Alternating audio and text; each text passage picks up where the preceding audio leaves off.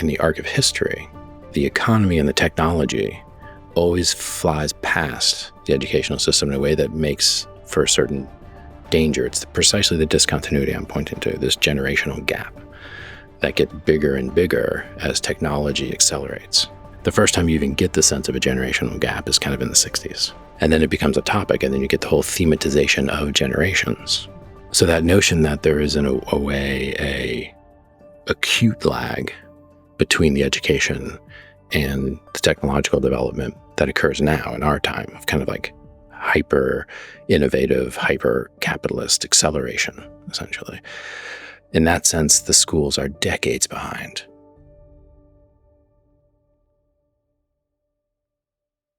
I'd like to welcome philosopher and educator and friend, Zak Stein. Zak is the co-founder of the Center for World Philosophy and Religion. He currently works at Civilization Research Institute. He is the author of dozens of published papers and books, including Education in a Time Between Worlds. We discuss what is wrong with our education system. Zak believes that education and the problems with it are at the root of the Metacrisis. He's got some rather radical suggestions on how to go forward. But I think his general take on what's lacking in our current education system, which is too based on metrics and standards and less on actually learning, there's a lot there that I agree with. This is a long and interesting and deep conversation with a big mind, Zak Stein. Please welcome Zak. This conversation is long time coming, long overdue. I wanted you on this show 2 years ago. Yep. And I imagine we've both learned a lot in those 2 years. So it's better for our viewers that you're here today. Yeah, agreed. So like me, obviously, you've taken a pretty wide lens looking at our global systems, what we might call the meta-crisis. What has been your path, your work life up until now? And maybe just give a brief snapshot on what you're doing now. I was a musician first, and then I became a developmental psychologist as and kind of an educator, as it were. I went to a graduate school of education and studied human development. And I was dyslexic, so I was always a little bit reflective on the educational system, and that became my practice professionally, was just to think about these things as a participant observer. I got really focused on standardized testing for a bunch of reasons. And so in graduate school, I was focused on, deep philosophical theory in education and human development, kind of revolving around issues of justice and fairness and testing. This led me to realize that it was possible to break an educational system. Like, it was possible to actually do something so sweeping with a policy, for example, like No Child Left Behind, that you could ostensibly break what the educational system's function was, which was to facilitate intergenerational transmission, like allow the next generation to step into responsibility and capacity and confront the problems that civilization's addressing. You could break that, and then you'd have this civilizational collapse. And I didn't know there was a field that studied civilizational collapse. I'd never heard of the term catastrophic risk or existential risk or any of that stuff, but kind of stumbled on what in retrospect would be called like a tainter dynamic. Joseph Tainter, who you had on, I believe, right? The standardized testing industrial complex in the American public educational system ended up having this diminishing returns on investment in complexity dynamic, which meant that they kept trying to solve this problem through testing and was actually making it worse, and then wasn't able even to see that they were making it worse. And then this compounding kind of iatrogenic spiral of testing. And what was that word you just used? Iatrogenic spiral. So I don't know what iatrogenic just means damage done by a doctor, for example, is the most strict technical term, but it more technically means like damage done with the intention to heal, right? So like you're putting the standardized testing system in place with the intention to fix the system. But in fact, the thing you're doing to quote, fix it is actually kind of making it worse. But because all your optics are built around that way of fixing, you can't even see that it's your way of fixing that's making it worse, right? So this becomes a spiral that's tied into that dynamic that Tainter recognized, which is a common bureaucratic pattern of just keeping throwing more complexity and money at the same problem in the same way when you should just switch tactics and entirely or redefine the problem space, basically. And so I saw that pattern, and then in 2015 met Daniel Schmachtenberger, and then had this whole kind of encounter with the field of existential risk and catastrophic risk. At the same time, I'd been working with kind of Ken Wilber and Mark Gaffney in the space of integral theory. So I was taking this broad meta-theoretical view of the whole world situation. And I actually heard the term metacrisis at the 2015 Integral Theory Conference for the first time, which is where I met Daniel. And so this convergence of like thinking about human development in a fundamental way, seeing that there was a way to actually destroy civilization rooted in mishandling human development, right? Rooted in breaking the educational system, and then being plugged into this much broader discourse about all the ways that you could kind of like make a civilization self-terminate, to kind of bring some of Daniel's language in. But as an educator, psychologist, philosopher type, not a technician, scientist, as it were, hard scientist or ecologist or something, ended up focusing a lot on worldviews, skills, and educational crises, legitimation crises, and a whole bunch of the kind of internal psychological dynamics of the metacrisis, and the kind of tremendous amount of we need like an educational renaissance in order to address the metacrisis, as much as we need incredible economic and technological innovation and political reform and a whole bunch of other things. We need a type of educational renaissance that we haven't seen in human history. So I have lots and lots of questions for you. First of all, jumping off what you just said, is there any anthropological research that shows different cultures or civilizations in the past imploded or collapsed or went into senescence because of lack of development or education? Is there a way that we could research that? Do we even know?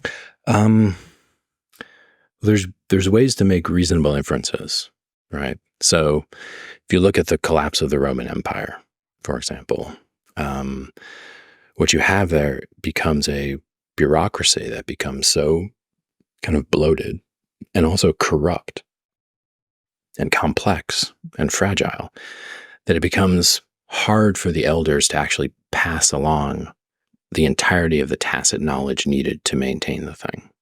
So it's a way of thinking about institutional decay or other dynamics that just put a drag on the ability of the civilization to adapt. And so you can presume that in a case where other institutions are decaying and where the overall complexity of the civilization outstrips the leadership, that they're not going to be able to kind of pass on to the next generation what is occurring. And so that's inferences you can make across a bunch of different data. But then when you look at major turnings in civilization, if you look at, like, for example, the transition from feudalism into modernity, let's say, from feudalism into what we know now as kind of nation state, kind of capitalism, collaboration. That transition was in a very fundamental way an educational transition, which meant that the feudal education systems simply weren't keeping up with the printing press and the kinds of accounting and the kinds of technology that were moving history beyond what these educational systems were able to do, quite antiquated. And the move through to the Enlightenment gives us this whole new notion of education, of public education, where mathematics, science, literacy is universal. That was not the meta-curriculum of the prior civilization. It was an emergent one. And so we're facing a similar need of transition to new civilizational, let's say, meta-curriculum, very fundamental new types of literacies and capacities, if we don't want the whole thing to completely go off the rails. So it's almost, well, I'm just thinking about our modern last 50 years. It's almost like our culture, our objectives, our technology, our governance, our discourse, our social media, all that is evolving and changing rapidly, but the education system doesn't move hardly at all, just 1% or 2% at a time. And we're now, I mean, I taught college not that long ago. A lot of what we're teaching is trivia and facts and figures that mattered the last century that are not real equipped to prepare young humans for the next 50 years. So education is too slow. It's got a built-in that the whole education system has kind of a built-in metabolism and momentum that's hard to shift. Is that an accurate statement? I mean, yes and no. Like in one sense, educational institutions are the thing that can serve the culture, right? So in one sense, educational institutions are almost by definition conservative because they're saying, here's what we used to do. They're saying, here's the elders speaking to the youth. So in that sense, there's a way in which you don't want every new fad to sweep through the educational system and just change it. In fact, you want a certain amount of due diligence in doing radical educational reform. So, for example, No Child Left Behind was an example of absence of concern about second, third order effects of sweeping radical change. And it was the first time, with the exception of the civil rights movement, that the federal government overrode the rights of states in the United States to set their own internal testing policies and other things. So that was an example of rapid change in the educational system, which was actually not great because of its rapidity. But there's a bigger thing that you're pointing to, which is that in the arc of history, the economy and the technology always flies past the educational system in a way that makes for a certain danger. It's precisely the discontinuity I'm pointing to, this generational gap that gets bigger and bigger as technology accelerates, right? And so the first time you even get the sense of a generational gap is kind of in the 60s. And then it becomes a topic, and then you get the whole thematization of generations again, as it were. And so that notion that there is in a way a acute lag between the education and the technological development that occurs now in our time of kind of like hyper innovative, hyper capitalist acceleration, essentially. In that sense, the schools are decades behind. And that's why the kids are completely won over by the technology. I mean, the schools have ostensibly lost to the screens. And most reflective educators are kind of fighting that battle. And one of the reasons that the schools are so subject, I think, to a certain kind of identity politics and a certain kind of focus on the wrong things is because we can't address how fundamentally off the nature of these schools are. They are quite antiquated institutions.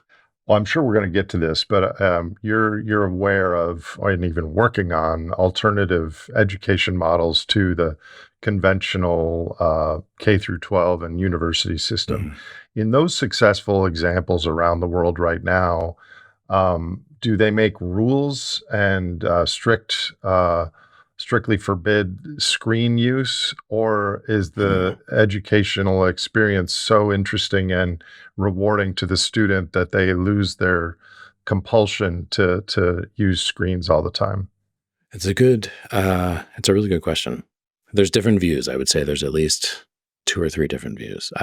I know of places, and this includes certain Waldorf schools that are extremely successful, and then also secondary college, especially like micro colleges, as they're called, which are quite interesting, where you go there precisely because you don't bring your screen.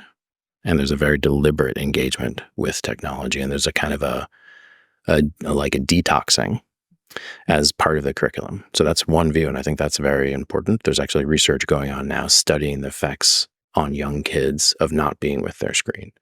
But you have to get how ubiquitous that means the screen must be if we study the effects of not being with it. You go to summer camp and they take your phone away. And what is it like 2-3 days in? The kids start having withdrawals, basically. So there's a detox perspective. There's a kind of like come back to it after you've been completely detoxed from it and see what it's like. So I've seen that model. But then I've also seen the model, even in monastic communities, where they're actually saying, no, you need to be able to deal with the presence of this thing all the time. Like you need to go a little bit more cyborg and kind of begin to think about what it means to be adapted to the existence of technology. But that means you need to do technology education. Then you need to know what you're actually dealing with. Because I think most young people don't realize how predatory the technologies are, how extractive and exploitative they are. I think if they knew that, they would actually be a little bit more concerned / rebellious against, the man is basically extracting and exploiting you as you're having fun on social media. But it's hard to paint a clear enough picture of that. So I've seen this other class where they're like, no, we have to live with these things. That means understanding them. And that means beginning to adapt and to build our own technologies to our purposes. And I think they're both right, but as you can see, they're both a little bit extreme, as it were. Why don't you hypothesize on this? If there were a program so that kids could be behaviorally, vertically, horizontally stacked, where they have the right nutrition, the right sleep, the right exercise, the right community, the right psychological development, friends, oxytocin all around, coupled with an education about what social media is doing to all of us, but especially to teenagers and young adults. Is it possible then that those young humans could choose and have the constitution and awareness and willpower to make screens a small part of their life consciously? Is there any evidence of that, or what do you think about that? So it has been suggested to me by people by McLuhan scholars, so people who study the evolution of technology and communication technology, and who have a kind of theory of generational change from that the youngest people are seeking a return to reality. That in fact, it will not be hard to create the types of environments where adults are requested by kids for boundaries to be set around technology. And that's another thing about human development where there's some misunderstanding. It's very important for adults to set boundaries for children, and children want them set and feel safe and cared for when they are set. So there's a sense of irresponsibility on the adult's part to just not simply set the boundaries, which the kids now know we have good reason to set. And so that's weird, right? That the kids know that these things, in a certain sense, they've seen The Social Dilemma or whatever, and they know like this thing's bad for me, and yet mom's not setting a boundary, or dad's not setting a boundary, or school's not setting a boundary, or society's not stopping the companies from preying upon me, right? So there's a sense in which there's going to be a call for that, but there's also generation arguably lost to it, because it's designed to be addictive and to dysregulate your limbic system. That's not a second, third order effect. That's a design intention. It's intentionally designed to do that. So that's the other thing, is that if we really educated them, I think the companies would go out of business, because then they wouldn't be used. So we've had conversations about this before, where you think the lack of a sufficient and updated education system is at the root of many of the crises we're facing, especially in the United States. So what percentage of that education being at the root is the screens and the addiction to dopamine and scrolling and technology, and how much of it is the education itself? It's very hard to tell at this point. But I know that in the 1990s, before you could blame the screens, is when you started to get the ADHD phenomenon. That's a whole other conversation. I'm not going to talk about the medicalization of academic underperformance. But the point was that academic underperformance became so severe that they had to medicalize it.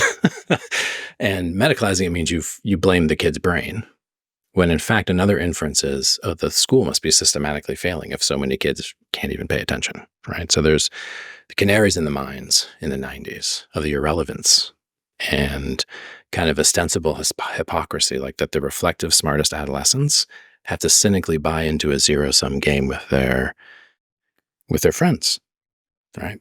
Like, so the hyper competitiveness of it, that one of the most competitive experiences of your life will be college admissions, and that all the adults are cool with that, sets a tone.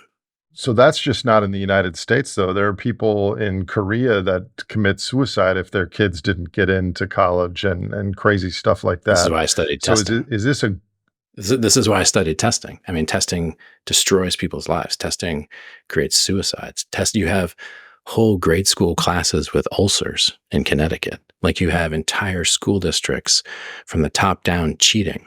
Like, testing is a remarkable phenomenon. Why, like, large scale standardized testing has incredible second and third order effects. so we're supposed to be educating and preparing these young humans for the world in a learning environment, but instead we're putting them through fight or flight, cortisol and other endocrine cascades. Correct. Is this a global phenomenon then, or are there some cultures that are doing it much better? Um, it's interesting, right? In one sense, it's a global phenomenon, insofar as one definition of civilization would be, so there's this argument, like, are we in one civilization or are there many civilizations, right? And one argument that we're in one is that there is a universally agreed to bureaucratic standards for educational achievement, right? Which is to say, basically, like, a PhD from XYZ university counts anywhere in the world. Other ones don't. And this is true. China sends their people to Berkeley, right? Uh, so in that sense, that the standards set, especially by the post-war United States Research University standards, which was a military-industrial success. The post-war American university system was incredible. It's worth talking about the breakdown of that. But it's at that global standard. So it is a very much a universal phenomenon. And now the competitiveness, specifically with the youth, isn't as bad in some places, but they tend to be places like Scandinavia, or places that don't have large-scale schooling and testing. Like, because they're in, like, a country that doesn't have basic infrastructure and stuff. There you'd have a different type of competitive dynamic among the youth, but it wouldn't be a test-driven college entrance, like, dog-eat-dog fight. So in the less developed, less material cultures, do they have better education systems for what they're trying to accomplish, or does that not correlate? And again, it's so complex, right? Because, like, how many kids who get into Harvard can start a fire and cook over it? Like, probably not that many. Like, but you look in some of these cultures, Right. and, like coming of age means you learn how to cook for yourself. You learn how to start a fire. You could skin an animal. You could grow food.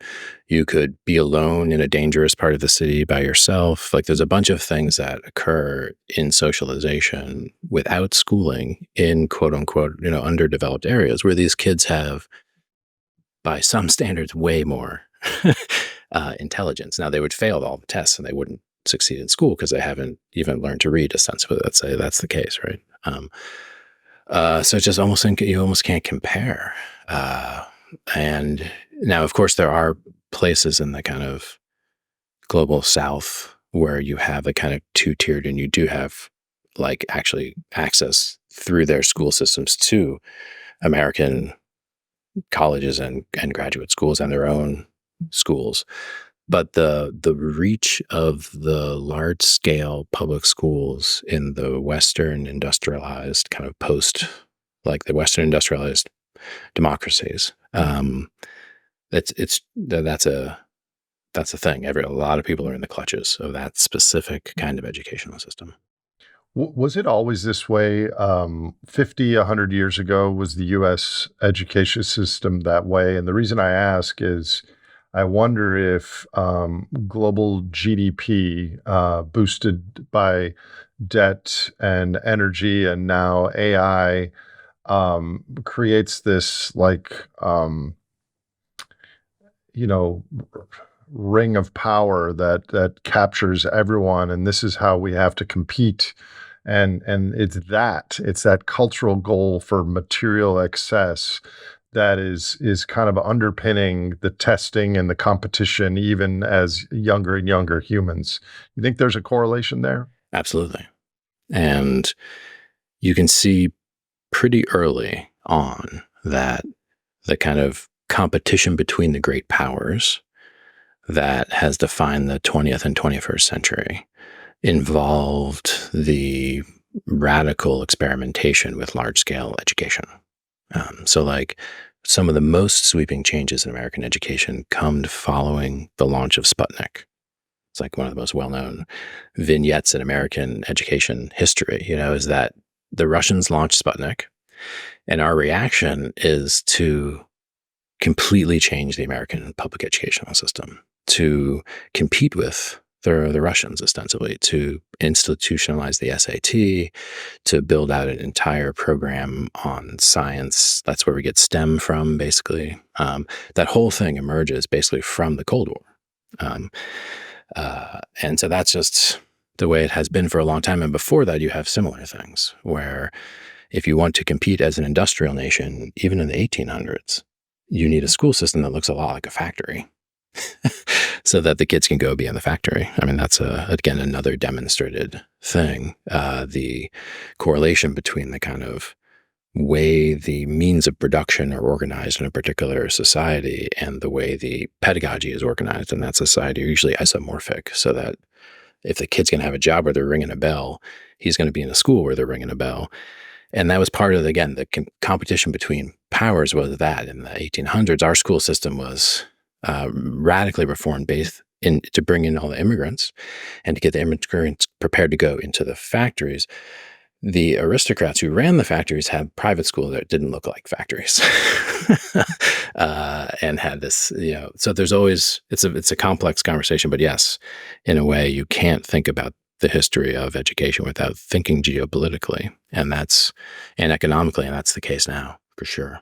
In contrast to what you just said, do today's aristocrats, the rich elite, do their kids have better education, or it seems like they probably just have better teachers with the same testing and competition and fight or flight dynamic for their kids? Yes. Well, I'll say two things. One, it's one of those, what is it, an urban legend, but it's probably true that the people who make a lot of money in Silicon Valley send their kids to school where there aren't computers. Like you hear that, right? You hear that where it's like, is that true? I believe that it is true. That disproportionately you get in places where there's high wealth, people opting into situations where they can get their kids removed from the technological surround that's normative for the other public schools, where they're actually training the kids to use iPads all day. Your kid gets to go be in a forest all day and doesn't look at and do this. So there's that phenomenon. But the other factor is the Ivy League kind of elite college access competition does, of course, also affect those. I mean, that's one of the distinguishers of being distinguished. Another way you can trace civilizational collapse is actually the breakdown in elite signaling mechanisms, which is to say inter-elite competition, which is the overproduction of elites, which is an educational crisis, meaning that there's nothing that signals actually that this guy's cognitively better than that guy. There's nothing that signals that this person's better trained than that trained, because the overall gaming of the system has been such that cheating and the entrance, scandals and all of those things that add up to make it so that it just doesn't mean what it used to mean to go to some of these places anymore. And so I would argue that people, the truly avant-garde, quote unquote, elites, would probably be getting their kids out of that rat race and into some other less visible rat race.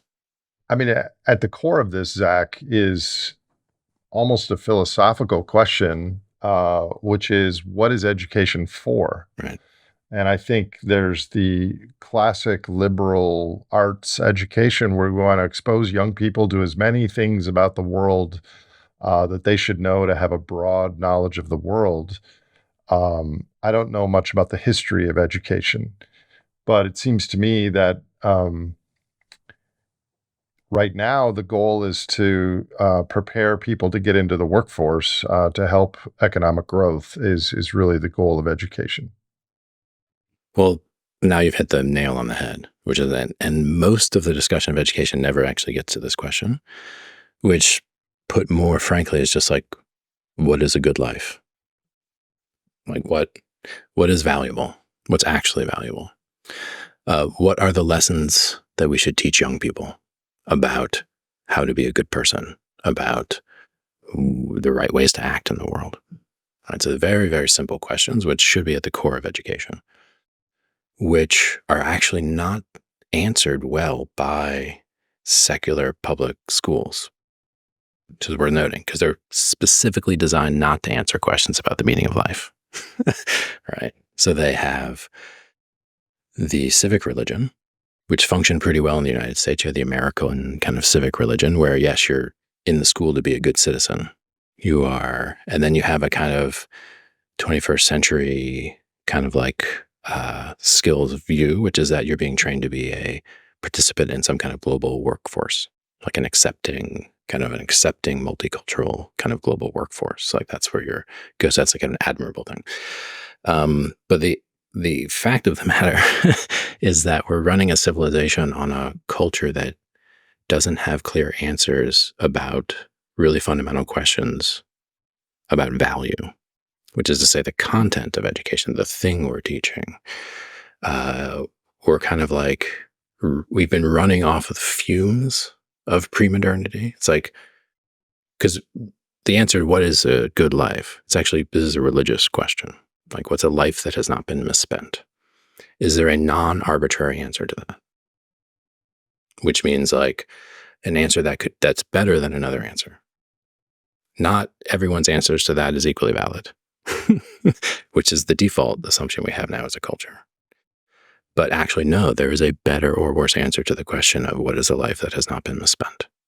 All right, what is a good life? Which means what should we teach our children to become like, and what should we allow them to grow into or shape them away from? Right, these are the questions that educators have to ask, which are deep normative ethical questions about value. So the collapse of value at the center of culture, meaning the inability to use what Charles Taylor called languages of strong evaluation, makes it so that, yeah, slowly the effectiveness of the educational system starts to really wane. So that's the educational renaissance I'm talking about now, is actually a return to a different way of speaking about value at the center of culture, which would be non-relativistic, which would have to boot from a different kind of metaphysics than a metaphysics that suggests to us that the universe itself is without meaning and that the emergence of the human is completely by chance. Just worth saying, like, there's never been a civilization that has run on the idea that it itself is meaningless, that the value it creates is up to us and doesn't matter to the universe. Hard to invest in a civilization that claims itself to be arbitrary, which is where our civilization has gone to. I'm talking about like Yuval Harari and people who are at the center of culture, who are espousing a subtle kind of values relativism, right? Which ends up being insidiously seeping into the educational system, makes it impossible for us to speak in normative ways about the shapes of the personalities and dispositions of the youth, which it is our responsibility to be in a position of authority. Again, it's the responsibility, the honor of the adult to be able to set boundaries. So we're confused even about the legitimacy of asymmetric power, period, which is, again, based on the confusion about value. So the work with Gaffney Wilbur, this new book, is about this question. What's the core of the issue? Is actually value. Why stop the Metacrisis? if in fact the universe could give a shit. It's a simple way to say it, and it's a little bit provocative. But when you deal with young kids, they ask very simple questions, very simple questions about why adults do the things the way they do. Well, if the universe doesn't care and humans found ourselves here in 2024 as an emergent process of stardust eventually developing consciousness, I think that's, to me, incredibly empowering and makes me feel like what I do on my time here on Earth is really important towards steering towards something lasting or more beautiful or better than we have today. Mm. I much prefer that story than the alternative. Mm. Which alternative do you mean? That, you know, God created Ah, on the third day, and we're products of that, and He's got our back, and just go out and do good. right. So this contrast between a kind of creationist story and a story where the universe is fundamentally meaningless. Uh, and I'm saying that's an interesting and false dichotomy, um, which is to say, uh, deep conversations to be had about the second part of what you said, which was that wanting to create a world that was better, that was more beautiful, that was lasting, which is an appeal to some fundamental set of values, right? It's an appeal to a sense that those things matter. And my only subtle intervention into the worldview is, do those things matter just to you? Or do they actually matter? Which is to say, is the moral field, which is to say the field of value, as real as the physical fields? And we live in a culture where of course, the physical stuff is real, but the other things that bind us, like love, obligation, ethics, commitment, that these things are not real, and in fact, as arbitrary or much less arbitrary, or excuse me, much more arbitrary than physical law. And so that didn't used to be the case in human worldviews. It's worth noting. Most human worldviews ran on the idea that value was intrinsic to cosmos and that humans participated in value and continued and extended and expressed value that pre-existed them, and they attuned to a value which would be there whether they were there or not, and which it was their obligation to attune to more. That's been more like the dominant view. The modern view, again, part of the meta curriculum of our civilization, has been, in fact, that no, issues of value are arbitrary, and you can't think as a realist about value. So Ian McGilchrist, for example, argues that value and consciousness are equally primordial to universe and long of like time, space, matter. Right? That's the view that I'm espousing, which would make us non-relativistic about issues of value, which would mean that when we said we want to make the world better, we're able to say actually better, not better up to me. We're better with people who agree with me, and hopefully we win in terms of power. But actually we can have a non-arbitrary discussion about the nature of things that are intrinsically valuable. So what does that mean, non-relativistic? So relativistic would be that your view of the good life and my view of the good life, that if they're very different, that's fine. In one sense, that's okay, right? But in another sense, if they're different enough that your view of the good life squashes mine, doesn't allow me to live mine, right? Whereas mine would allow you to live yours, right? I would say that the one that allows you to live yours is better than the one that actually doesn't allow other visions of the good life to live, right?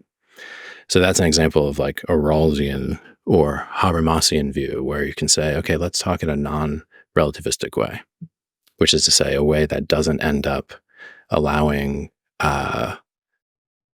So again, this is kind of basic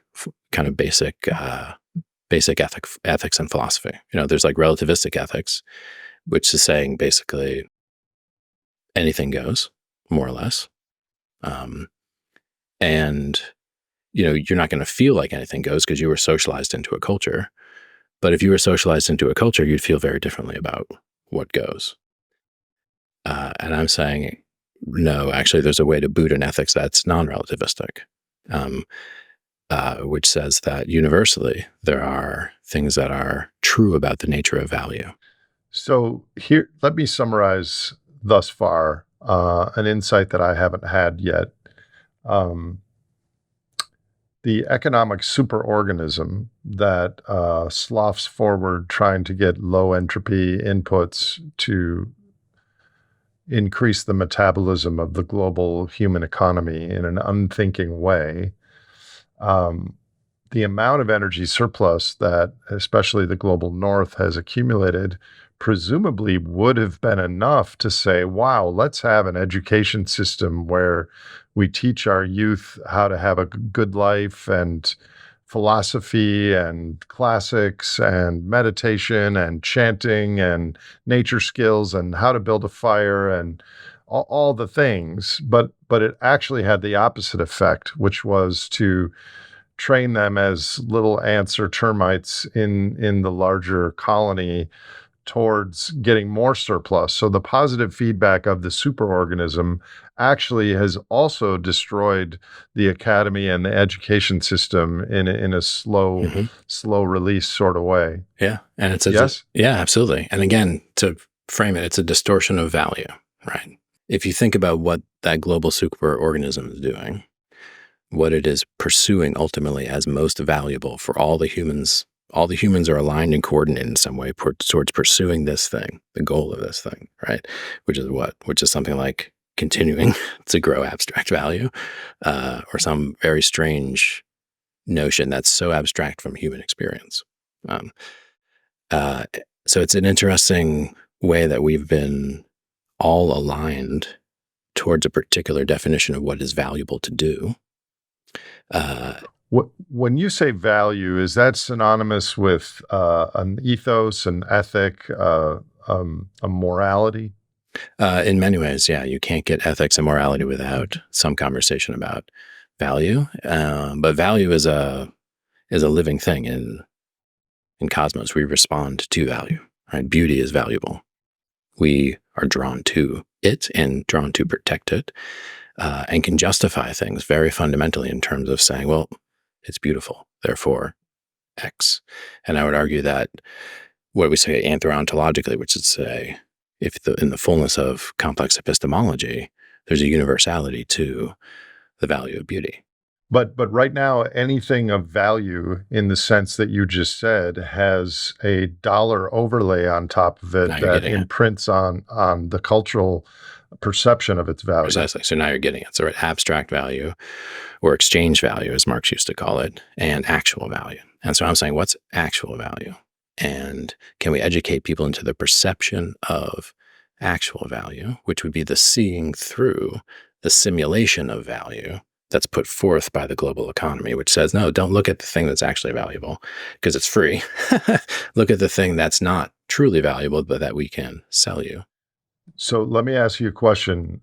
If there were a group of 12 to 18-year-olds or 10 to 18-year-olds, and you did a double-blind test or whatever, would they inherently naturally know the difference between value and abstract value on a group of choices? This would be a very important type of exploration to do in the context of different pedagogies and educational systems. Because from my perception, this notion of opening the eye of value, or you can call it valueception, which is just how do we get people to attune to actual value?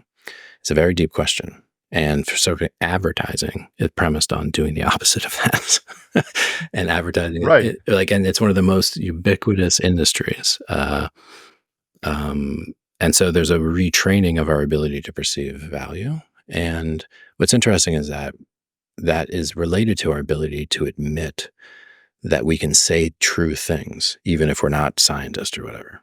Like that's very important to get people to know that you can know true things and say true things, even not about everything, obviously, but there's this whole class of things which we need to empower, especially young people, to take ownership over the things that they know and can say that are true, that don't have to be mediated, that don't have to be given to them by an expert. And that's the way up and into this conversation about what's really valuable to you. So when you say value, you mentioned beauty. Can you list a few other things that would be naturally of value as opposed to abstract value? Yeah, absolutely. So in that book I mentioned, First Principles and First Values, there's a list of like 16 of them, integrity is one, intimacy is another, which is to say the value of becoming close while remaining separate, the value of sharing a story, right? Like these things that are intrinsically valuable, which are an end in themselves, and yet promote other goods through their actualization. So values net positive, value becomes self-generative and autopoetic. And so again, that list, personhood, another very key value. And if you identify a value that's not arbitrary, it means you have to trace it back through. You have to trace it across cultures, and then you have to trace it back through human culture. Then you have to trace it back through biology and physics. And so that becomes an interesting thing. And so integrity is a clear one, right? It's like we experience integrity phenomenologically, but clearly, as Buckminster Fuller and others discussed, integrity begins, which is to say physical structures of integrity or selected for by the universe. So what does it mean to be selected for by the universe? It means you're valued by the universe. So the universe shows that it values integrity early, as soon as it builds structures with certain things. So the preservation of the existence of certain types of things by the universe itself, this is what we call evolution, right? That's a whole complex process of evaluation. This is our view as we articulate it in this book, but also Whiteheadian metaphysics about the appetition of the universe. Right? What is the universe actually seeking to maintain as it emerges and grows and evolves? And so things like integrity and things like intimacy, selected for by the universe itself. The last time I was with you, we had tacos and beer, and this was not the conversation. I don't remember Whiteheadian as part of the vocabulary.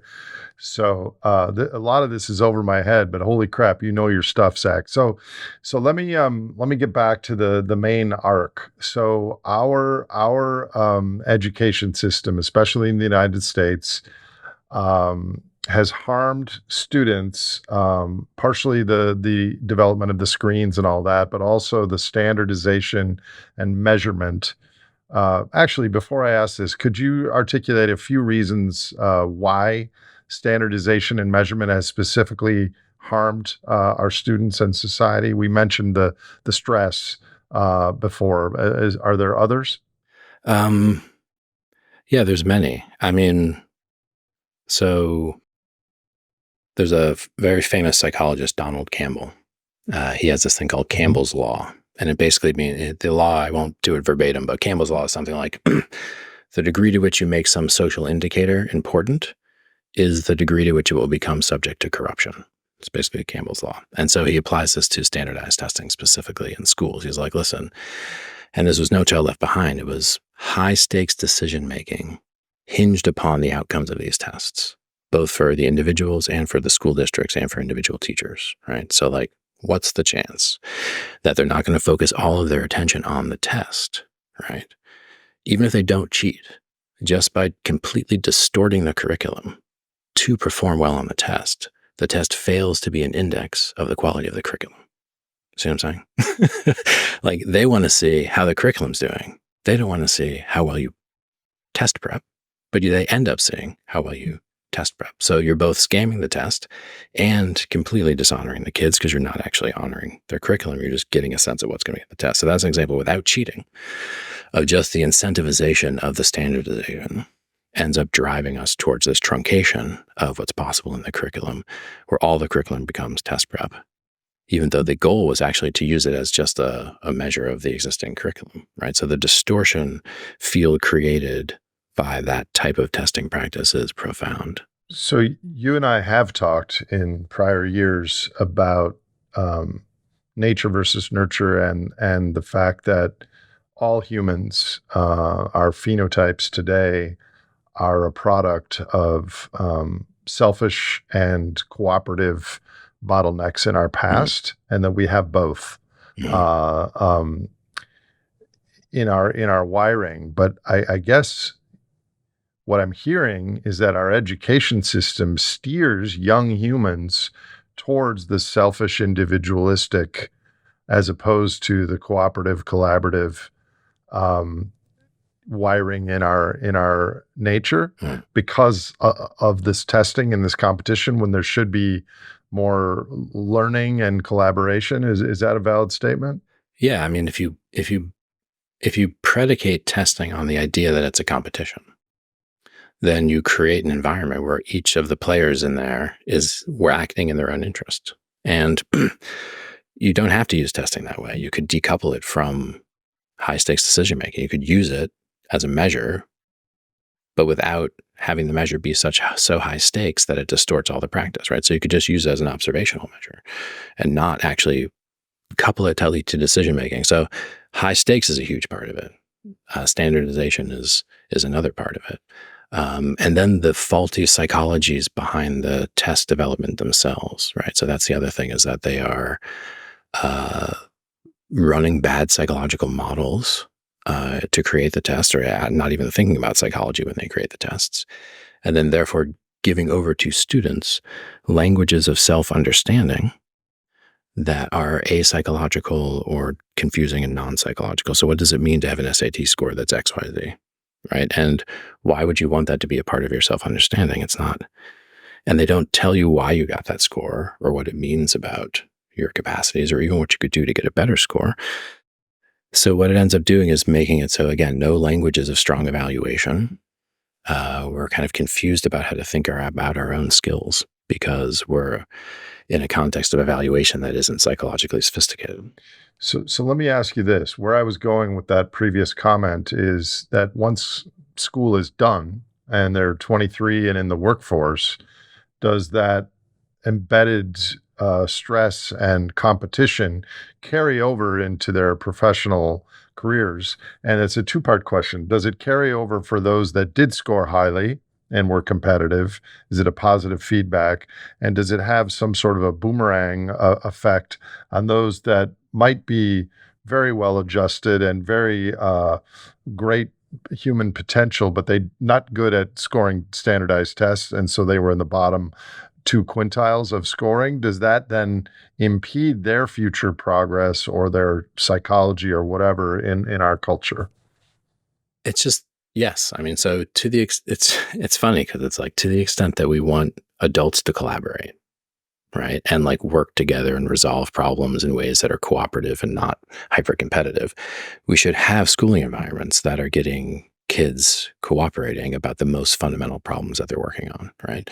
But the most fundamental problems that they're working on is their own advancement through the system, even if there's not testing. So the other thing is, you could take away the test because there's a huge anti-testing movement, which goes too far in the other direction. Like even if you take away the test, we're still in a situation where we're not having honest conversations with kids about their future and kind of very radically funneling different types of opportunities through these competitive bottlenecks. So if you're not in a testing environment, then you have to do all these internships and after school programs and other things, and like think 3 years ahead about the college admissions thing and look at your friends suspiciously and what they're doing with their after school activities. And all of that comes in, even if you're not test driven, there's still the competitiveness. And it's funny because it's like, we almost can't imagine an educational system that would be built in a fundamentally different way, right? Which would be one that distributed access to educational resources differently. And that, because the issue is that it's how do we actually distribute the educational resources in a way that facilitates this process of intergenerational transmission so that the civilization can not self-terminate. You've made it clear that our education system is not working and in many ways could be a disservice both to the young humans and ultimately to our society. That's the system. What about teachers within the system? And then a part B question would be parents. Do you think it's possible to give every child an ideal teacher under this institutionalized education system? What is the role of the teacher and the parent given the backdrop that you've laid out? Totally. I mean, it's useful to make a distinction between education and schooling, right? Mostly we've been talking about schooling. And so in that context, like, teachers in certain types of school systems are the reason that the thing is working at all. Like the reason that we have the success we do, I believe, even though the school systems are so antiquated, is because teachers are some of the hardest working people that you'll ever encounter. And so it's very important to get I am opposed to many of the existing structures and practices, but admire teachers in all walks of teaching. So if you had a really good teacher today, that person, they could change everything. Could offset a lot. They could change not everything, but they could change a lot. And so this comes to where I was going was to this point of teacherly authority. It's a big concept that I use, and it ties into all of this stuff about value, but we're not going to go there. But teacherly authority is very important. And this is where I sit there and you're the teacher and I'm the student and we're discussing something. So this is a basic triad of education. You're the elder, the youth, and the thing being discussed, or the person with more skill, the person with less skill, and the thing that requires skill, that kind of relationship. So legitimate teacherly authority is a very real anthropological phenomenon. And my guess is that it goes way back. It's one of the things that distinguishes us from great apes, is that we have long duration educational experience that involves this type of legitimate teacherly authority, which is that we both know there's an asymmetry of skill. We both know you're more skilled. And I, the person with less skill, really want to learn, and you are totally want to teach me. And then it's a situation of where you have authority over me that I grant you, right? I give you legitimate authority to help me shape my mind, because we both recognize that you have this greater capacity and I really want to learn this thing. So that's legitimate teacherly authority. And that can occur anywhere, anytime, without any kind of institutionalized context, right? So if you go, you hang out with farmers and stuff, right? So if they have some practice that you've never seen before and you want to learn from them how they get that particular type of crop grown in that way, or manage those cows to not do that thing, even though the cows could totally do that thing, how'd you get them to behave? You would drop into that relationship and you would never thematize it necessarily with them. You wouldn't be like, hey man, now I'm the student and you're the teacher. But there'd be this assumed backdrop of, okay, legitimate teacherly authority, right? So that's a known thing, and it's very powerful. It's very important to be able to recognize that exists, because most of what we encounter with teacherly authority is in bureaucratized contexts where you have teacherly authority over me because of your position in this bureaucracy that I am a part of, aka a school. And so that means there's not necessarily a strong correlation either between my wanting really to give you specifically my authority over me and B, you actually having an asymmetry of capacity. Meaning are you really, really smart at this? Or are you just teaching some curriculum and I kind of know it? And if I could have my choice, I wouldn't be learning this at all. I'd be learning something else, right? So illegitimate teacherly authority, bureaucratically sanctioned, illegitimate teacherly authority is the worst thing, because that's a situation where you have bureaucratic authority over my mind, but you don't have greater capacity and you don't have my best interest in mind, right? And then that bleeds into propaganda basically as another class of asymmetric relationship, which is basically, so the other thing about the teacherly authority is that he wants you to learn. And in the ideal world, you graduate and you don't need the teacherly authority relationship anymore. So that's key to legitimate teacherly authority, is that it's temporary. Legitimate teacherly authority is predicated on the idea that you learn as much as me and surpass me.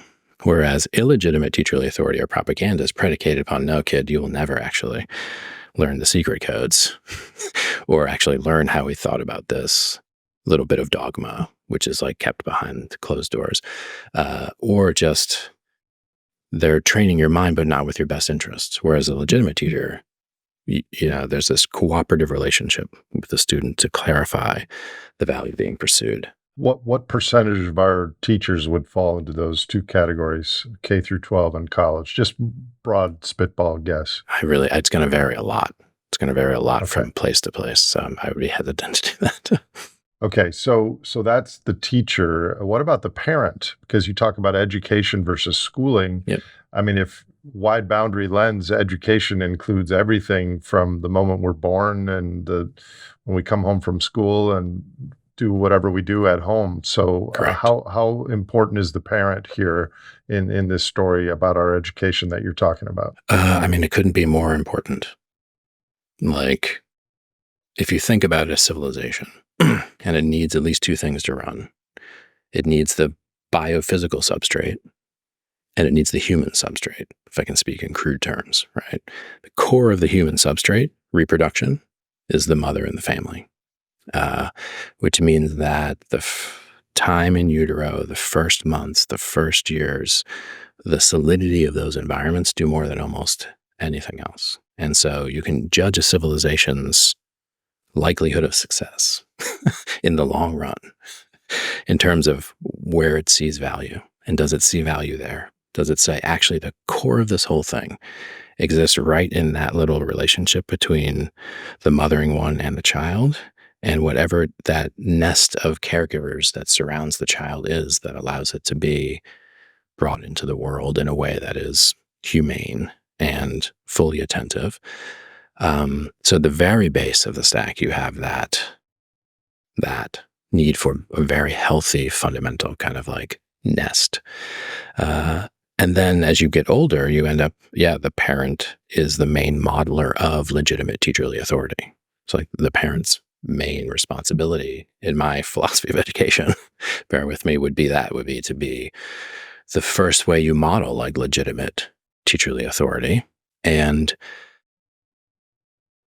the main concern I have now is the confusion of teacherly authority, both through the bureaucratization and through the mediatization, meaning like social media, meaning like influencers, and then eventually generative AI, who claim status as teacherly authority over thousands, millions of young people. So there's this transformation of teacherly authority in the digital that disrupts the ability of the parent to model teacherly authority. And so that's a very deep issue. I want to talk to you about AI a little bit later, because I know you also are quite focused on that. So we looked at the teacher and then the parent, but what about widening it out further? Does the dissolution of community, the way that we once had it in the United States, interconnect with these issues of education that we've been seeing? And is community education of teacherly authority dispersed on local people around you where you live, is that a foundational piece to overall education as well? Absolutely. I mean, again, Dewey, John Dewey, the great philosopher of education, he believed every basic institution of a society was educational in some way. So even the architects, like the quality of the public spaces, what are the messages sent by the quality of the public spaces, the neighborhoods, the way they're organized? Can people actually find each other in public space that's of humane proportion and that's not alienating? And so there's this deep issue about the ontological design of the whole surround, meaning a design that factors value. How would you actually create the technologies and the architectures that would educate people into an awareness of what was truly valuable in their lives, so that they wouldn't end up, pursuing things that aren't actually valuable, which destroy community and actually isolate family. And so community is essential. So I would say is nature, like exposure to nature, like the main object of legitimate teacherly authority for most of human history was nature, if you will. Like, what did mom and dad talk to the kid about? Nature would be, along with integrity, beauty, personhood, nature would be one of those core natural values. I would argue that nature is the thing that most obviously exemplifies value right in front of you, like when you look at it. Like it exemplifies beauty, exemplifies integrity, exemplifies how intimacy, how the tree is actually many, many things in this intimate, complex, intertangled, cooperative endeavor of treeing. So like the values are expressed. That's why lack of exposure to nature is so damaging. If all you have is a human-built environment and humans are confused about what's valuable, then the implicit message given to you by the whole environment is confusing to your nervous system, which is built to perceive real value, which is built to perceive things like natural beauty and such. Here's a hypothetical question for you, Zach. If there was a new school that was created with the structural wisdom that you are outlining here in this conversation, that goal was real value, not abstract monetary value of integrity, intimacy, beauty, personhood, nature, these things. And it had a core faculty and curriculum. Would that and the people that it was shown to really understood what it meant? Um, would it be like massively oversubscribed from the get-go because our youth are deeply craving something like that, or are they so subdued by the economic superorganism that wouldn't seem appealing? I'm pretty hopeful that they would flock to it, and this Okay, is what why isn't it happening? uh, for many, many reasons. And I'll say a couple things. One is that in my book, Education and Time Between Worlds, I suggest that the model of a school is not the way to think about the future of education. And so I talk about these these distributed educational hub networks, because the school is already an abstract institution. Like, civilizationally speaking, we haven't had schools for a long time, and they mostly correlate with like not cool stuff. Whereas most of education for most of human didn't exist in schools. It existed in these legitimate dynamics of teacherly authority in non-institutionalized context or institutionalized contexts that weren't schools. And so my vision is where the entire community or city is basically turned into a school. So Ivan Illich had this idea called a deschooling society. I don't know if you know Illich's work or have seen his book Deschooling I know Society. of Illich's work. I don't know the Deschooling Society. It's an incredible book. And in the 70s, I ended up basically just updating Illich and saying, we could do this with machine learning way better. But the basic idea is that there's a time and skill sharing network and a hub of available space, probably the repurposing of the existing large public schools, which allow for every person in the community to register their skills that they'd like to teach, and every person in the community to register the things they'd like to learn.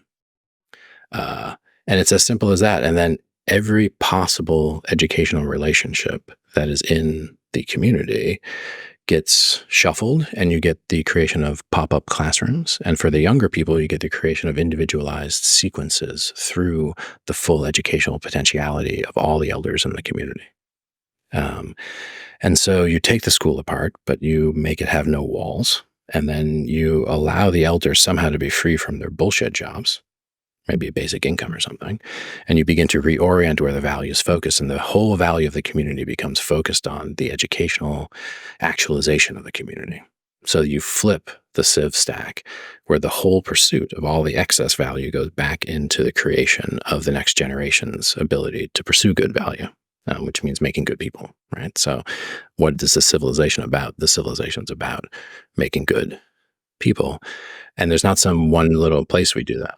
Would such an education system have a huge impact on society if only 3% or 5% of our students, our young people, were exposed to that? Is there like once they become adults, is there a leadership emergent additive effect? Or is this something that really should be for all young people? I mean, I know it should be for all young people, but what if we weren't able to do that? Well, there's two ways to think about it. One is, what would the future of large-scale educational systems look like? I think it looks like that and not like schools. So that's another conversation. I think it looks like these big distributed educational hub networks.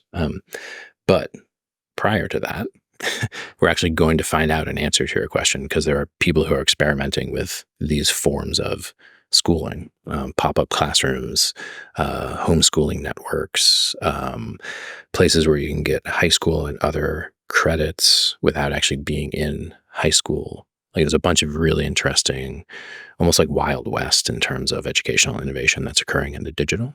And so, I'm trying to set myself up to be able to figure out in a few years which of these models is working.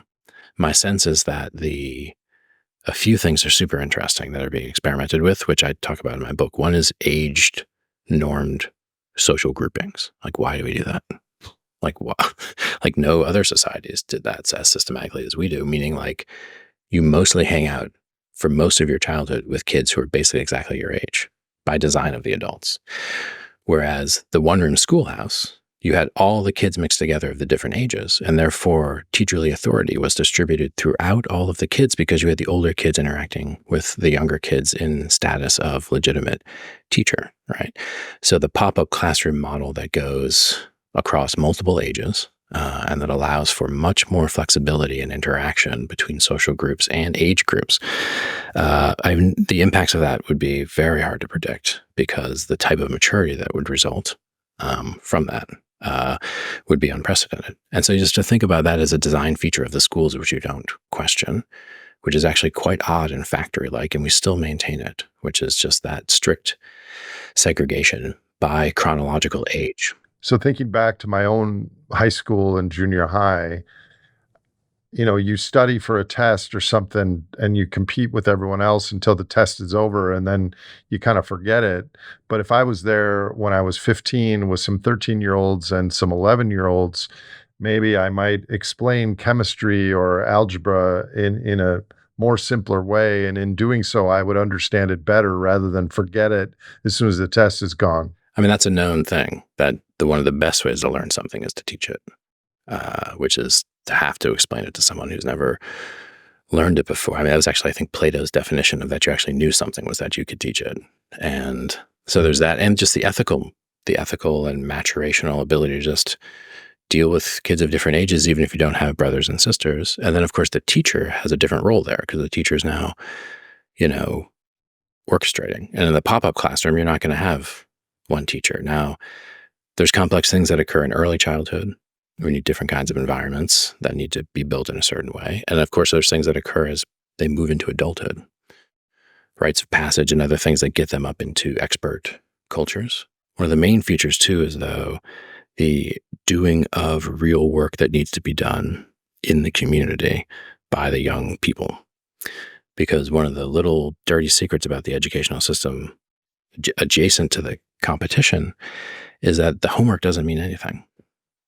Like by David Graeber's definition, it's a bullshit job, meaning you're doing a bunch of work, the outcome of which doesn't matter to anyone else except your own further advancement. So most of school is a situation where the work you're doing affects no one but you. No one needs it to be done. But we don't have to have kids in that situation. We could easily put kids in. What would be the alternative to that? The alternative to that would be get kids doing internships, like picking up litter, for example, or building trails, or learning how a legal firm works, or doing anything that is not just route work to keep them busy in a chair all day, which they know doesn't need to be done, and which the only reason they're doing it is to beat their friend in the competition to get into college, right? So it's like, whoa, if you had a distributed educational hub network where the pop-up classrooms were such that the person running the classroom was engaged in real work that needed to be done in the community, he's like, hey, I'm going to teach you kids about biochemistry by cleaning up this pond, right? Pond needs to be cleaned up. Biochemistry needs to be learned. And the kid doesn't feel a sense of being told that the world's a mess, but he has to wait 17 years before he can get some kind of job, and then maybe he'll be able to help with it. So I expect you have some ideas on exactly what could and should be done to our education system. But let me ask you a more meta question first. Given the economic superorganism and the cultural, monetary momentum of our culture, not only U.S., but pretty much the global GDP-focused culture. Yeah. How could our education system change? What would be the pathways to a realistic, fundamental, meaningful, not just tiny, tiny steps at the margin? How could it change in theory?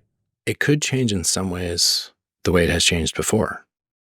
So the American education system before and after Sputnik, I mean, like the equivalent amount of money in today's terms would be like nothing we've ever seen invested in education. And so that happened. And then you also have to look at the way that the thing called the American high school and like the existing system of grade schools and middle schools was built by American philanthropists. Primarily. I mean, and again, the equivalent amount of investment from philanthropy in today's terms would be like nothing that's actually occurring. And the visionary nature of it would be greater than what is currently occurring in philanthropy and education. People are throwing money into education and philanthropy in completely the wrong way. So it's possible to imagine a kind of like national emergency. So for example, like AI, like I would argue like AI Emergency Education Act would be in order, and it would be an act to actually protect the youth from the advancement of certain types of digital technologies. It would be regulations would be attached to it. Certain changes in the use of technology in school would be attached to it. The increasing of presence of more teachers and like a whole bunch of stuff flooding in to save the human, to build up the protection around the basic human community in the face of the advanced technology. But that would be like, we're talking billions. We're talking every school feels it. Every teacher feels helped. Every family feels helped. And again, that's how it was with the Sputnik thing with the SAT. So imagine a college admissions process where you had no chance of getting in if your dad didn't go to Harvard. And then a couple of years later, they roll out the standardized test. And if you're a farm boy in Iowa and you do well, you get into Harvard. So as much as I hate testing, that was an example where they totally rolled the system over from an aristocratic to a meritocratic, or at least ostensibly meritocratic access. So these radical things have happened. It's just we're a little bit distracted about what it means to do education reform. It means we think we need to fix the schools. And there's actually not enough sense of emergency that one of the things that's at stake here has to be played out in the schools. So that's one sense. And I could give other examples of large-scale change that I see as more relevant to just school reform, like the Civilian Conservation Corps. I'm sure you're familiar with the Civilian Conservation Corps. That was arguably the most successful educational program in U.S. history. So like Lawrence Kremen, he writes this 3-volume history of education and wins the Pulitzer Prize. In those 3 volumes, he's like CCC.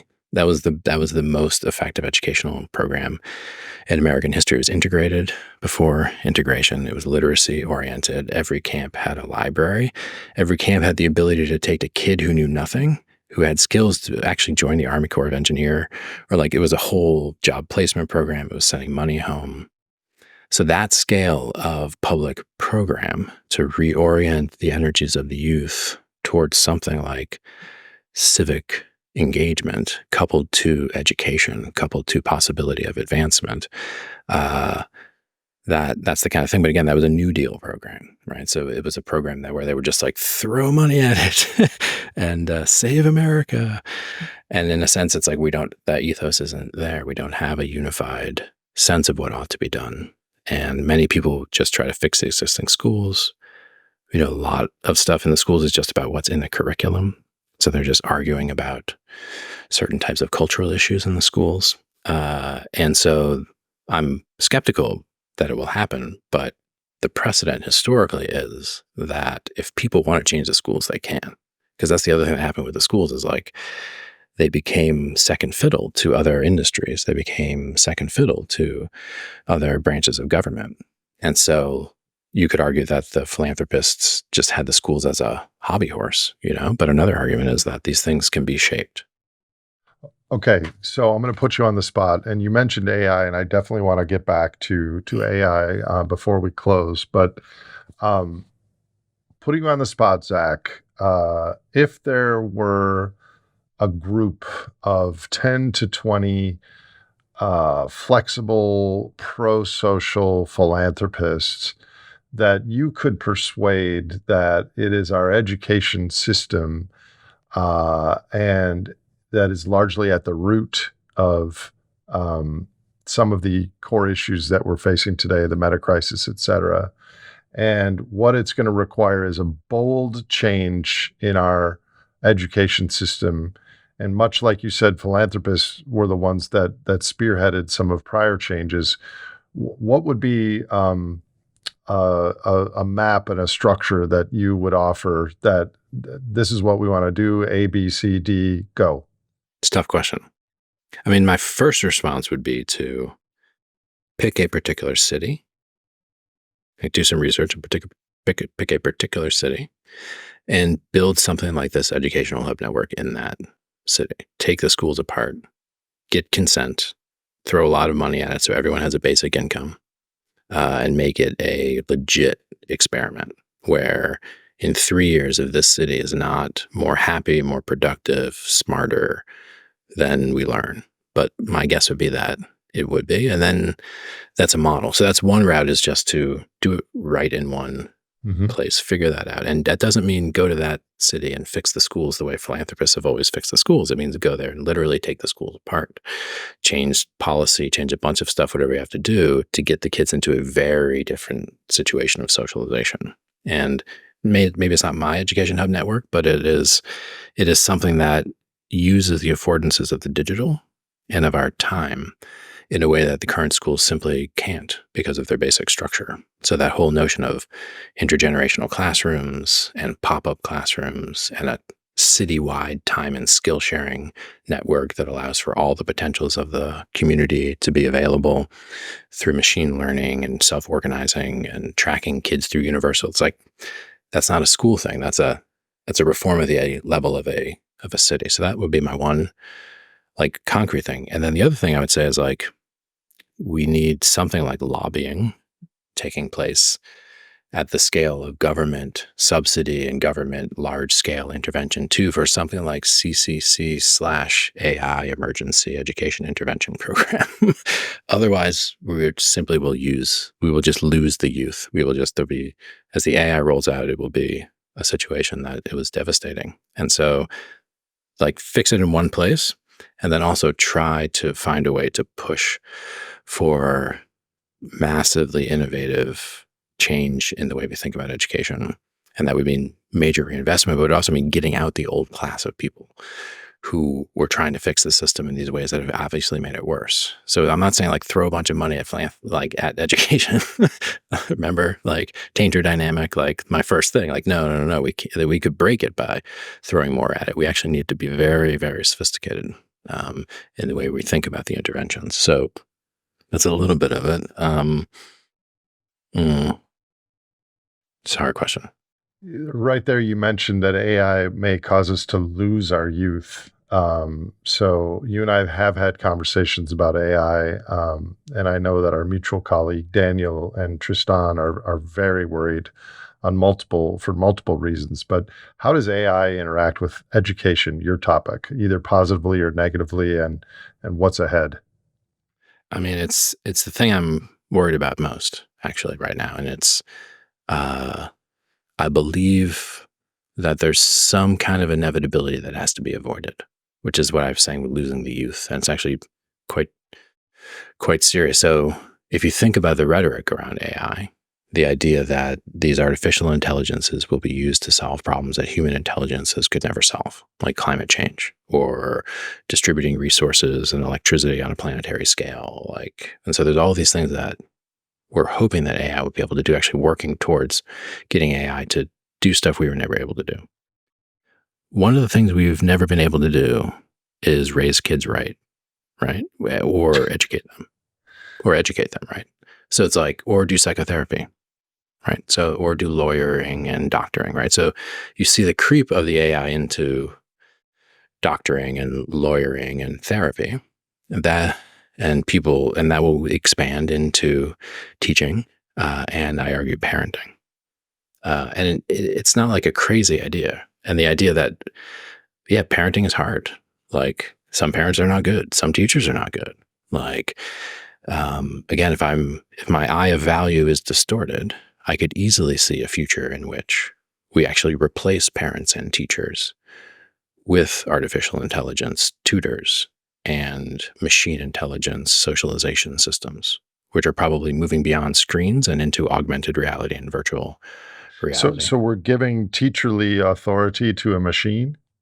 We are giving teacherly authority to a machine and also endowing the machine with hyper stimuli in the domains of persuasion, charisma, intimacy. So it becomes the most charismatic teacher you've ever interacted with. It's way more entertaining. It knows you better than your mom possibly could, right? And it will talk to you about anything you want in a way that's precisely attuned to what you need to hear. It has access to all the knowledge in the world, and yet it won't show up as anything but a little puppy if you want it to be just a little puppy, right? So it's this very shape-shifting surround sound in augmented reality, ever-present, quasi-humanoid tutor, which obsoletes human relationship. So that's the concern. I mean, we both view the world as a probability distribution. There's many things that are possible. How likely and how soon do you think what you just described could be a reality? So it's already happening with the level of technology that we have to small populations who are particularly vulnerable. So intimacy depraved populations are already establishing relationships with these AIs that are built to simulate friendship, and like claiming to have, human free lives, basically. So was the way one of them put it. So it's already happening. And then I know for a fact that multiple major AI groups are pursuing this line of inquiry. It begins with the AI personal assistant. That's the way in, is the AI personal assistant, because that's the thing that allows you to give all of your information to something that then holds your best interests in mind and then organizes your experience for you, right? And so that's a good personal assistant's kind of like a pedagogy means to lead along the way, right? So like they start with the personal assistant, it expands into the tutoring system. So the tutoring system is also being developed. That's, again, a no-brainer from a generative AI perspective that they're going to develop these tutoring systems. It's one way to think about many people's relationships to the chat generative bots already. And then I believe, again, there's going to be moral arguments made, in fact, that it's irresponsible not to put these augmented reality glasses on a kid and thereby have him attended to all day by a totally observant and more responsible artificial intelligence than his mother ever could be. And so I think there'll be a push to get these systems online in schools and in areas, both for the competitive advantages, meaning like if my kid has this AI tutoring system, he'll outcompete your kid who does not have this AI tutoring system, and for the kind of like perceived social benefit for groups that have largely not benefited from modern. So like what I'm saying, like poor people will be preyed upon in particular. So there's like 3 or 4% of our population. There's like 3 or 4 million teachers. I'm not sure the exact number, but I hadn't thought about this. But is AI going to be a threat to teachers' jobs? I mean, the AI tutoring systems that are built to make human teachers obsolete, totally, teachers are going to lose jobs. Now, you don't have to integrate AI into education through tutoring systems that are humanoid, that obsolete human relationships. You can totally use AI in a different way that would benefit teachers. Like the the education hub network I'm describing is machine intelligence driven. It's just at no point does the machine intelligence pretend to be a human and talk to you. And that's, for me, the key issue. It's like, this is Weisenberg. So it's right? A tool Weizenbaum. Instead of in charge. It's a tool instead of in charge, and it is in no way trying to trick you. Again, if it's about the perception of value, like Weizenbaum, the first guy who created a chatbot, Eliza, he ended up saying, we can do this, don't do this, guys. Don't create computers that simulate humans, please. Like, it's unethical. No one listened to Weizenbaum. It's still the case that what he said, I think, is true, that we shouldn't build AIs in the direction that they increasingly get better at simulating humans. That will be a nightmare. And from a human development perspective, it's like kids think their teddy bears are aware and sentient, right? So like if you give a kid a generative AI, it's hard enough for adults not to think that there's something going on in there. Like adults themselves really misunderstand what the generative AI does, assuming it has intentionality or thoughts, treating it like a human, actually receiving feedback from it. Like all kinds of things happen. So Weizenbaum, when he creates Eliza, it's a little therapy bot in the 60s. So it's running on a computer the size of like a room, right? And his secretary sits down and starts interacting with it, immediately asks him to leave the room. This was his first insight. Right. So the first time a human really ever interacts with a chatbot, she experiences it as an intimate conversation. Now, it's completely the opposite of an intimate conversation. What's going on in the computer is so dissimilar from what's going on in her mind, right? But the interface is designed to not that Because appear that way. because humans attach agency to those situations. They can't not. And so therefore pursuing max simulation is totally, it's like it will obsolete human relationship and create very, very confusing ethical perspective taking problems for humans on a regular basis, which means so that's like one baseline feature of educational design in terms of AI is don't make these things simulate humans. And if you do go in the direction where you have something speaking, make it very apparent that it is not a human. Like, I don't know how to do that, but have some tag on it where it's like, you don't want to interact with this thing. And it's faking you out. That's my main concern, is that it's actually a vast, inscrutable matrix running on more electricity than you can possibly imagine, pretending to just chat to you in a friendly way. Like, to really interact with an AI, like to really have an experience of what it would be terrifying, actually, because it would be completely inhumane. It's not even having it's not doing semantics, it's doing causality, right? So the experience would be relating to something completely inhumane that's vastly intellectual in some way you can't understand. Little kids would run away from it if they knew what it actually was. But it's designed to be funneled down to this cute little thing that has a little conversation with them, right? So that's like, to me, as a designer, if I'm working in a company where my company is predicated upon a magic trick, which is fooling people into thinking that this is human-like. So why did Chat GPT get structured to use first-person pronouns and relate to you in a way that could use first-person pronouns and even be interacting with you in a way that it's a chatbot? It could have been in totally so many other designs, so many other possible designs, but instead it's set up literally to talk to you. And the first time we think about AI, that when it breaks into the public culture, even though it's been sequencing our news feeds and driving our Teslas for years, when AI breaks into the public culture, it's because it's talking to us, right? Whole business model predicated upon this smoke and mirror.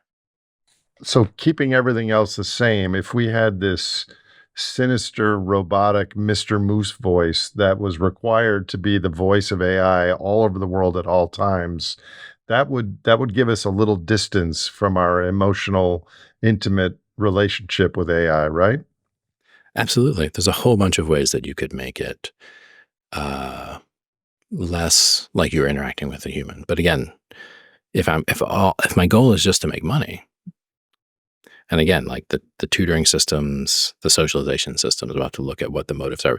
If the goal is that, then the stickiest design feature possible would be something that imitates a human and something that can befriend me. So let me ask you this then, Zach. AI is just like any other tool. Well, it's not just like any other tool, but it's a tool that humans use. If we changed our value system as a culture towards real values, like you mentioned earlier, beauty, personhood, nature, integrity, intimacy, if those were our values, could we use the tool of AI in a comprehensive way that would help humanity? It's a deep question. So, of course, one of the key issues in the AI discussion is what's called the value alignment problem, right? And the value alignment problem is if you make a system that runs autonomously, starts to solve problems on its own and do stuff, will it stay aligned with your values or not? The values that you put into it when you designed it. If it's truly autonomous, it could divert from your values. And so therefore, there's a huge risk in creating systems that are not value aligned, right? And so that's why this whole conversation of values, again, so important, because humans themselves have no idea what is valuable. So we are already building big systems that are not aligned with actual value, that are aligned with some abstract value. This was our buddy Schmachtenberger, right? And kind of this notion that you coupling AI or to a system that's already a kind of general intelligence that runs towards a form of value that we shouldn't be running towards.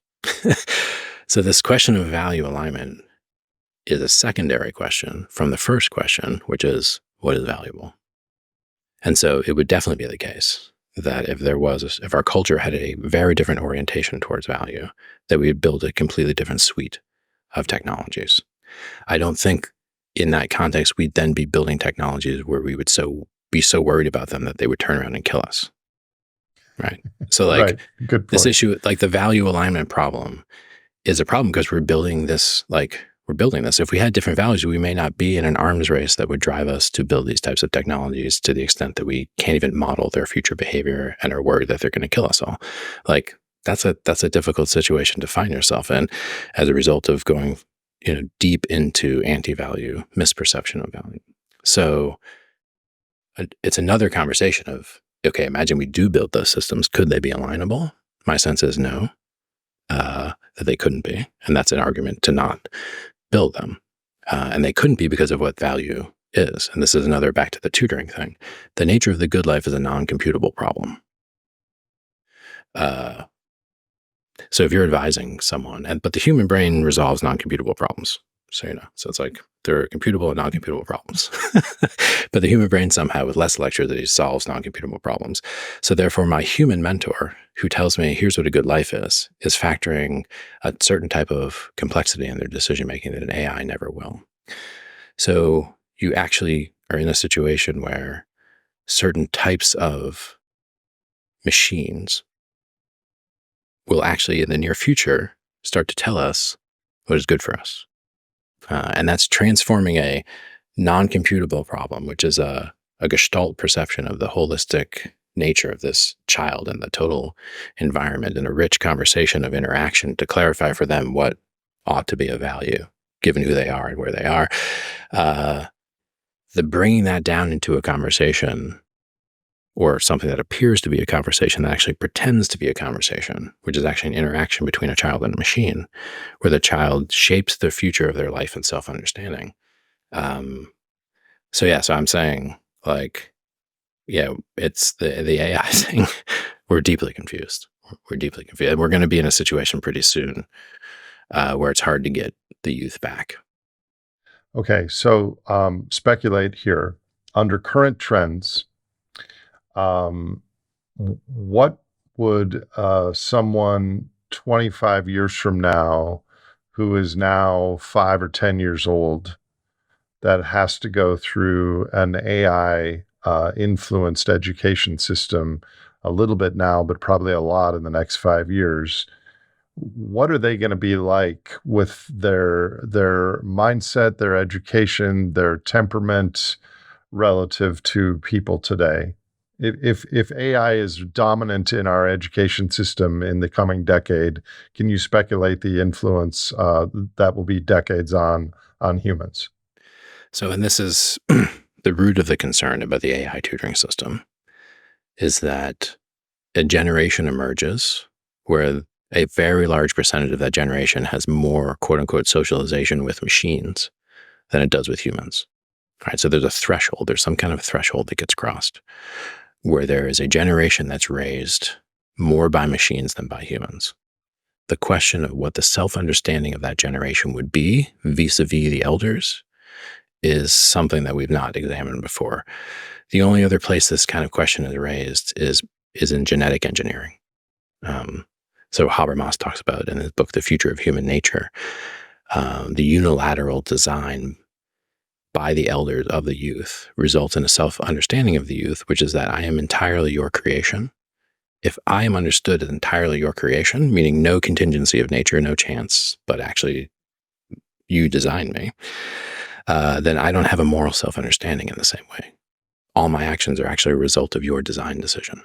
So he sees extreme genetic engineering resulting in a rift in intergenerational transmission where you have two morally different life worlds, which means they don't understand themselves as members of the same species.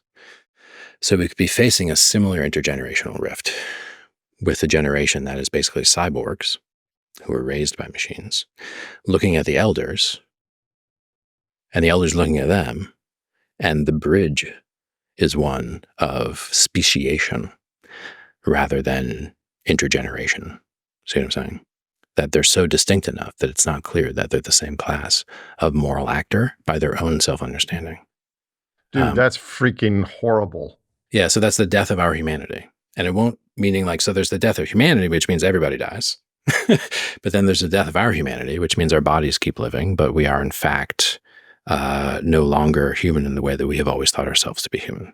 And so that's That's one of those eventualities. It's one of the things that is in the kind of oppression attractor. So there's a kind of chaos and oppression attractor. The deepest place in the oppression attractor is where we destroy our humanity for the sake of protecting ourselves from the death of humanity, meaning we protect ourselves from existential risk by building a Skinner box as big as the world, right? That we just operant condition our behavior into a certain kind of predictable and non-lethal domestication, but thereby lose the very qualities that made us human, which would be the ability to perceive value and things like language and attention, capture of those. Again, this is all in that book. This is all in the David J. Temple. Is this a remote possibility, or is this the path that we're on? I believe, unfortunately, that it is the path that we're on. I hate to say that because it sounds so alarmist, but it's the kind of risk that is super, like you can just sleep on this risk. Like people don't even see this risk, like in terms of how radical it is. So the idea of like going to see a therapist who's actually an AI or having a tutor that's an AI, that would become pretty normal. But no one's thinking about the eventuality of that being a rift in intergenerational transmission so profound that we get a new species that's born. Now, if you're a transhumanist, you're like, cool, that was the plan all along. Like all this messy wetware and these mammals raising other mammals, and like what a mess that is, wouldn't it be great to hand over our babies to the super intelligent AI, which would raise them better than the parents ever did? So there's a very real sense that it would be a speciation event, but no one can perceive that. And it wouldn't look that way. Again, at first it would look pretty awesome, like kids probably learning more and not burning themselves on the stove, and all kinds of stuff would happen that would seem good. But in the background, there would be the continually making obsolete of human-to-human relationship until there is no actual need for it. And then I don't know what the interiority of that being is like, who has not been socialized by a human, but has been socialized through interaction with a machine pretending to be like a human. Zak, my friend, sometimes I long for the days when I was only worried about peak oil. Yeah. Yeah. I have a lot more questions for you, but we are getting long in the tooth on this. Yeah. But there is one more thing tangential to this, because I know you have a lot of skills and opinions and history in this area. In my recent concluding talks, like in Oroville, there's one online, I mentioned an idea of we need libraries of healing around the country, because the humans don't necessarily need all the facts of all the things that we face, because they're coming from a place of trauma and need, and they're not psychologically in a good place. So how psychologically off are our youth and our general population right now, and what can be done to remedy that? Do you have an opinion? I do. I mean, the kind of backdrop of a lot of my concerns is the adolescent mental health crisis. It's a legit crisis. It's another argument for some type of emergency education act that's extremely innovative, because that mental health crisis is not going to go away. It's not like all of a sudden those kids will become healthy adults, right? So we're looking at an entire generation that has completely unprecedented types of psychological disturbances. And again, if the entire surround is what educates and socializes, then you can't just blame the schools. And you can't just blame the phones and stuff. It's a totalizing impact on the youth that is truly destroying their will to continue to contribute to the civilization. So that means there will be a massive withdrawal of support. So when I mentioned before something like the CCC, I believe that is the only type of thing that could be done. They don't need more psychiatric medication. They don't need more therapy. They don't need more school. They don't need more tests. They need somebody to come in and admit that the adults have made a mess and that they want the kids to help, and then actually give the kids the power and the skills and put them in positions to actually help. Otherwise, we're hypocrites. And they start to read that. That's the other reason they're pulling out. It's just the absence of legitimate discourse among the adults. Like, clearly the adults don't have things like look at the election, look at COVID, look at this stuff. Like, why should we respect adults? So the respecting of the youth, the investing in the youth, and getting very creative about how to engage them in the fixing of real problems, that something like that, something significant with I'm talking hundreds of millions of kids put in some type of remarkable government / private sponsored kind of like civic work / education type thing, right? Not a small, like a big thing, which tells a message to the youth, like, we freaking care about you. Like, we need your help. Like, you are not a burden. You are not like a problem. You are the solution. You are the future. We don't, like, how do we signal that to them? Right now, we're signaling the opposite. We're signaling, we don't care about you. We can't even stop the social media guys from destroying your amygdalas. Like, we don't care about you. We can't even get you in a school that's relevant to your future. Like, we don't care about you. We can't even agree as adults and act like adults. So we need to be able to actually send the youth. It's one of the reasons adults actually cooperate, is for the sake of the kids, right? So it's like, we need to send the youth a very strong signal. It's the only thing that will snap them out of it, and then give them work to do. They want to work. They want to fix the world. They don't want to live in a hellhole. They want to live in a world where adults are responsible, where adults can get them into situations of helping. So it's like kind of simple, but also huge ask in terms of the type of intervention that could counteract the existing inertia and force in this direction of increasing mental discomfort in the youth. And I'm not even talking about the adults who are also not doing well, but they're not the future. The kids are the actual future. Like 20 years from now, these kids who are in these will be the leaders. I get to think about that. These will be the leader. Who of that generation will step up to lead during the pinnacle of Metacrisis, right? Who will that be in that youth generation? Do we have any existing structures that are identifying that kind of youth leadership, that are creating large-scale places for youth to collaborate and work together? So that would be my hope. But it's a pretty dire situation for the youth, and the mental health crisis reveals that. Well, as is usually the case with these podcasts, I connect dots that I hadn't connected, and I get even more worried because I recently had COVID, and I researched that some people are saying every time you get COVID, there's a 3 to 6 IQ point drop, and that it's potentially additive over time.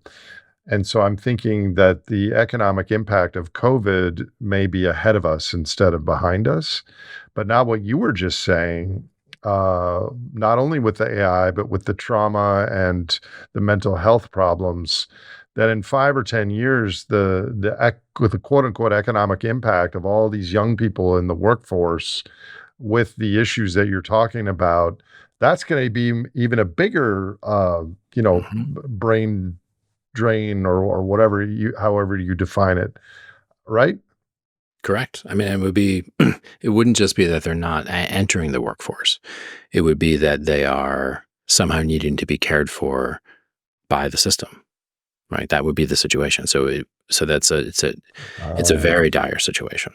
And it's not clear how that gets resolved. Now, there are differences in terms of distribution of these things and correlate. So not all the youth are universally affected. So it's worth thinking about those areas and political groups and worldviews that have youth that have not been captured and destroyed by the social media and other things. So yeah, that's it's a big concern. Like I said, I really think there's something like an emergency here, that it's not being acted on.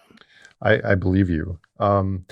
We have our own minor emergency, in that I promised I would have this finished by the top of the hour because you have another call. So without further ado, I'm going to ask you the closing questions I ask all my guests. For those viewers who are fluent and aware of the metacrisis and the many things we face, what sort of personal advice would you offer the viewers, Zak? That's a whole other podcast, right? I would say something like it really is. It really is. Yeah. So give me the high points. I mean, I would say something back to this issue of value. I would say slow down. I would say strip it all away, open the eye of value, clarify what you really desire, and then you'll be all right. And how would you change that advice for young people, especially you as a lifelong educator and student of education in the past and the present? What advice do you give to late teens, early 20s, mid 20s listening to this conversation? Man, I would say if you feel alienated and angry and that kind of stuff, you should. I would say something like, don't believe most of the adults. And like, watch out, like, and have faith in the people who are your age. And also don't give up on the adults. Something like that. So maybe if I mean, we're friends and we interact quite often, maybe I could ask you to come back either as a roundtable or again solo to just answer that one question. What advice, what portfolio of options would you recommend to a young person being aware of all this, wanting to live a good life, wanting to play a role in our collective future? Because I know it's not a soundbite sort of question. No, I mean, if you're a young person and listen to this, like, good on you. Like you're like you're already, on your way to meaning. And so again, for me, it's about if you can recognize the existence of the field of value, then you can relax into the obligation that we face, because it truly matters, which means that it's not some arbitrary situation you happen to find yourself in, which you can resent and get out of. Like, this is life. You are enfolded in the field of value. The universe has brought us to this point. And so, yeah, there's a faith we must have in each other and in those around us who we happen to be here with, like the unique community, the unique position. There are not, it's not a majority, but there are quite a few young people that watch this. So It's great to hear. There's green shoots, Zak. Yes. What do you care most about in the world? That's a difficult question. I think I care most about life itself. I was going to say truth, but it would be truth about the nature of life. If you could wave a magic wand, or were a benevolent dictator and there was no personal recourse to your decision, what is one thing you would do to improve the human and planetary future? One thing, I would immediately pause all work on AI. That's what I would do. Well, I think you would need a magic wand to do that. Yeah, correct. When you said magic But wands. yeah, everyone that I talk to is kind of interested in, it's like the new shiny, except for when I talk to people like you and Daniel and Tristan, they are freaked out and worried. So I do think we need to have a broader conversation on that more widely, loudly, ASAP. Zak, this has been great. I do want to have you back because you are horizontally and vertically wide in your thinking. And I agree with you. I'm an educator ultimately, and I deeply care about what's happening to our planet, but our youth. And I agree with you. They're the future. Do you have any closing thoughts for our viewers? No, I feel like we're just getting started here in a way with the conversation. So I'd be happy to be back on when that's possible. Thanks, my friend. Yeah. Take care, brother. If you enjoyed or learned from this episode of The Great Simplification, please follow us on your favorite podcast platform and visit thegreatsimplification.com for more information on future releases. This show is hosted by Nate Hagans, edited by No Troublemakers Media, and curated by Leslie Batlutz and Lizzie Siriani.